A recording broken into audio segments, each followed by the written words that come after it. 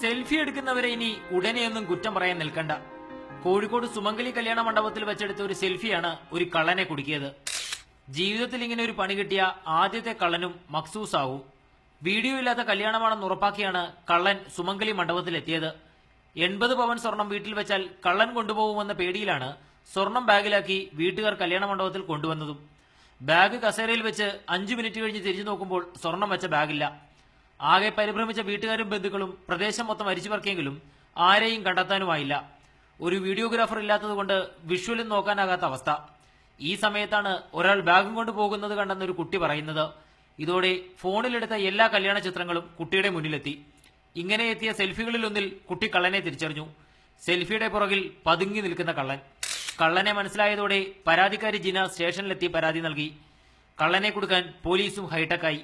കള്ളന്റെ പടം വാട്സാപ്പ് ഗ്രൂപ്പുകളിലും ഫേസ്ബുക്കിലും പ്രചരിപ്പിച്ചു. ഇതോടെ കള്ളന്റെ പേരും വീട്ടുപേരും സഹിതം ലഭിച്ചു.